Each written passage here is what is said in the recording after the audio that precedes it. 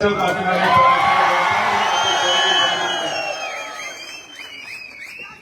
आपल्या सर्वांना वारसा विचाराचा आहे, पण हा जो मार्ग आहे तो संघर्षाचा आहे.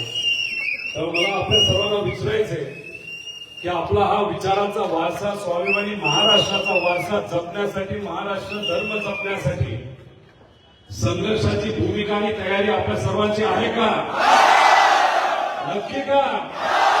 प्रत्येक स्वाभिमानी नागरिकांना मला विनंती करायची, एक नागरिक म्हणून, की आपल्या या महाराष्ट्राच्या स्वाभिमानासाठी आणि हितासाठी इथं असणाऱ्या प्रत्येक मराठी माणसासाठी आम्ही सर्वांनी लढवलं, की आम्ही सगळ्यांनी ठरवलंय की लढायचं, त्यांच्यासाठी लढायचं. आणि हे अधिकारी जे काय फाईल मागतायत, डॉक्युमेंट मागतायत, जी काय माहिती मागतात, त्याचं सहकार्य आपण करतच आहोत आणि ते करतच राहणार आहे. आज 12 तास चौकशी झाली असली तरी येत्या 1 तारखेला मला परत बोलावलं आहे.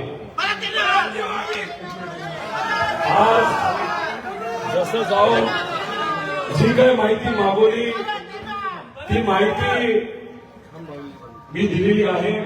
1 तारखेला सुद्धा अजून काही अतिरिक्त माहिती मागितलेली आहे, ती सुद्धा मी तिथं देणार. पण आपल्या सर्वांचा साक्षीने एक गोष्ट सांगतो की मी व्यवसायामध्ये आधी आलो, नंतर राजकारणात आलो. जो व्यवसाय केला तो प्रामाणिकपणे केला. काही लोक आधी राजकारणात आले, मग व्यवसायामध्ये आले आणि व्यवसाय करत असताना सहजपणे त्यांनी व्यवसाय केला. आम्ही कधी त्यांना प्रश्न केला नाही. मग त्यांनी आमच्यावर का प्रश्न करायचा, असा माझा प्रश्न त्यांना आहे. त्यामुळे अधिकाऱ्याला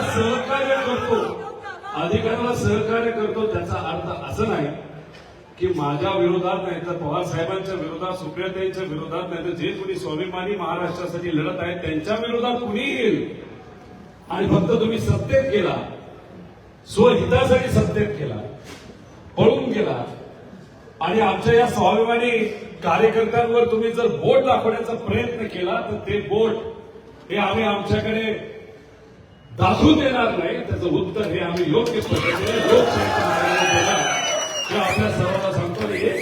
फक्त या छोट्या अशा भाषणाच्या माध्यमातून मी फक्त सरकारला एवढंच सांगतो की शेतकऱ्याचे, कष्टकऱ्याचे, युवांचे, विद्यार्थ्यांचे, महिलांचे अनेक प्रश्न प्रलंबित आहेत आणि खऱ्या अर्थाने आपल्या या महाराष्ट्रामध्ये स्वराज्य आणायचं असेल आणि जे सामान्य लोकांना रामराज्य जसं वाटतं ते जर रामराज्य या महाराष्ट्रामध्ये आणायचं असेल तर सामान्य लोकांच्या हितासाठी काम करावं लागेल. आणि हे सरकार सामान्य लोकांच्या विरोधात आहे आणि सामान्य लोकांचा आवाज घेऊन आपण सर्वजण लढायचं आहे. आणि ते काय उद्यापासून नाही, आजपासून ते लढायचं, एवढं या ठिकाणी आपल्या सर्वांना सांगतो. आभार. त्यासाठी मी मनापासून आपण सर्वांचे आभार व्यक्त करतो. हा विचाराचा वारसा जपायचा आहे, पण मार्ग हा संघर्षाचा आहे हे आपण सर्वांनी लक्षात ठेवा. आणि महाराष्ट्र कधी दिल्ली समोर झुकत नाही आणि झुकणारही नाही. आणि लढायचं आहे, फक्त लढायचं नाही तर जिंकण्यासाठी लढायचं, एवढंच या ठिकाणी आपल्या सर्वांना सांगतो. लोकांचं नाव घेता आलं नाही त्यांची मी माफी मागतो, पण माफी मागण्यापेक्षा एकच सांगतो, लढायचंय, फक्त लढायचं नाही तर जिंकण्यासाठी लढायचं. एवढंच या ठिकाणी सांगतो.